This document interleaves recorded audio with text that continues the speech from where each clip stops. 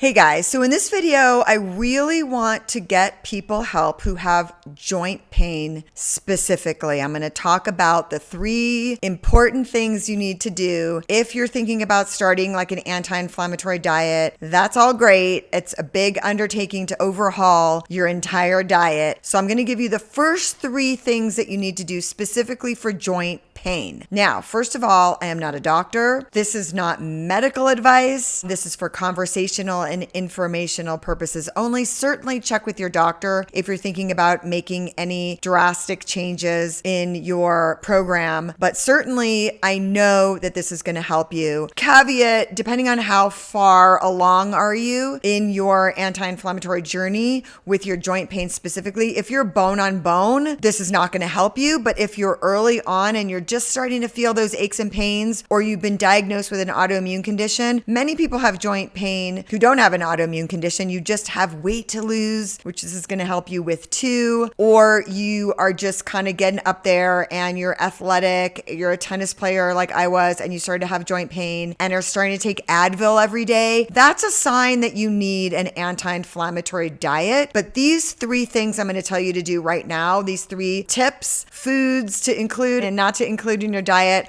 are really going to be the first steps to that anti-inflammatory diet and specifically reduce your joint pain immediately. Okay, so let's dive in. Okay, so I like to stop here anyway and say, if you're liking this content, if you want to hear more of it, then like this video, because then more of this will pop up for you. And I also come out with new videos every week on anti-inflammatory and autoimmune conditions and all that stuff. So make sure you like and subscribe to my channel. Okay, here we go. So the first thing that you want to do, I'm just going to throw it down there, is completely remove refined sugar. So that is probably the number 1 driver of your inflammation and of your joint pain. So no matter where it's coming in, whether it be cookies, cakes, candies, bags, boxes, barcodes, check those labels and make sure that you are removing. And I don't mean baby steps. I mean remove for 30 days. If you do this for 30 days, you're going to feel better. So the first thing you want to do is for 30 days, take out all of the refined sugar, all the ice cream, all the donuts, I would say oatmeal, even though that's not refined sugar. You probably, if you're having oatmeal for breakfast and you're adding in brown sugar or honey or anything like that, your blood sugar is going up and your inflammation is going up and your body's having a hard time with that. So I would say, if you have questions about what is refined sugar or what sugars to take out, I don't mean fruits. I mean refined sugar in the form of any added sugar, including maple syrup and honey, even though those technically aren't refined. Those are high sugar content, and that's going to raise your blood sugar. Raising your blood sugar for any reason is going to increase your inflammation. If you have weight to lose, that's going to increase your inflammation. Bringing down, going off of all of that refined sugar is going to cause you to lose weight. You will probably lose 5 pounds immediately if you do this, just that. And I have 2 more tips for you coming. So it's really, really important. I don't want to sort of gloss over the point that going off of sugar, especially if you have, we're not getting into autoimmune conditions here, but if you have psoriasis, if you have any kind of skin condition, too much sugar in your diet is creating a lot of inflammation, and that can show up on your skin. So skin things are a different topic, and that can take longer than 30 days, but certainly the joint pain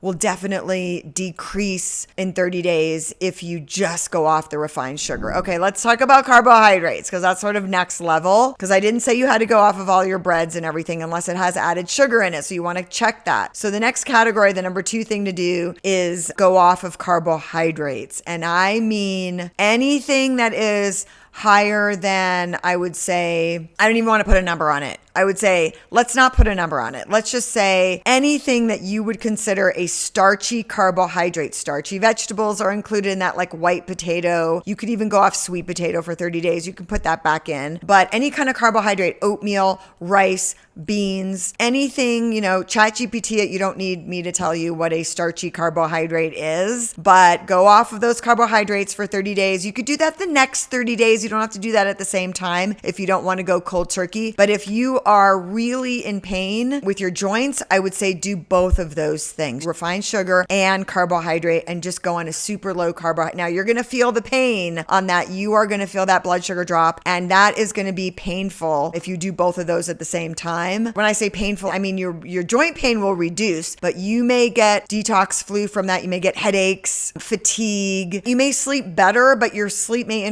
be interrupted the first couple nights, but in the end, you're going to sleep better, which will also reduce your inflammation and help your joints feel better. So you may, by going off of refined sugar and carbs at the same time, be in for a shock, but that is going to increase your results. So certainly you can go, the first 30 days off just refined sugar, and then second 30 days move to all carbohydrates. That is a great plan for not being dependent on non-steroidals, like Advil and stuff like that, because Aleve, you do want to get off that because that is interrupting your microbiome. So you are not helping yourself by just being constantly on Advil from that joint pain. The third thing you want to do, and certainly you can do this at the same time, but my caveat is if you don't do the first two things, you're not going to feel the benefits and you're going to be wasting your money on supplements. So a couple of supplements that are helpful. The first one is omega-3s. So if you're taking omega-3s, but you're still having a lot of sugar and carbs in your diet, that's probably why you're not feeling it. Or if you're taking like curcumin or turmeric or any of these things that are anti-inflammatory are great. But my caveat for all supplements is they're not going to do any good if you're not also having a better nutrition plan, I would say, and certainly taking out those two things, the refined sugar and the carbs. So getting back to the omega-3s, you want to make sure that you're taking the proper dosage. That is always the sticky point. And I would say 99% of my clients are not taking enough. They come to me and they say, I am taking omega-3 and my joints still don't feel better. And I often find that they are not taking enough because you're just taking that one pill usually, and they're large pills. So they're kind of hard to take. You may be feeling some side effects from that, like burping up a fishy. You got to find the right one. And I've got a lot of recommendations on the ones that I like, but you have to find the right one for you. There's lots of omega-3s out there on the market. Another thing about taking omega-3s, if you have a lot of seed oils in your diet, which I know I didn't mention reducing seed oils, but if you've got a lot of seed oils in your diet or packaged foods in your diet, then you are increasing your intake of omega-6s, which is inflammatory. So I would say if I was going to give a tip number 4, it would be to remove all packaged foods and seed oils from your diet. And I know that's a big one, so that's sort of advanced, even though it's kind of obvious. But before you even start spending money on supplements, you want to remove the things that are going to be counter the supplements, if that makes sense. Okay, so that is all I got for that. Those are my top tips on your fastest way. Honestly, there's no faster way or better way or cheaper way, I would say, because if you're spending a lot of money on prescription medications or Advil, the cheaper way is to sort of improve your overall health, which these 4 things that I just mentioned will really improve your overall health and will 100% bring down your joint inflammation. Now, again, I just want to caveat, I am not a doctor. This is not medical advice. And if you're bone on bone, if your doctor has told you you're bone on bone, then what I just said is not going to be a whole lot of help, but maybe you can pass this along to someone who is just starting to feel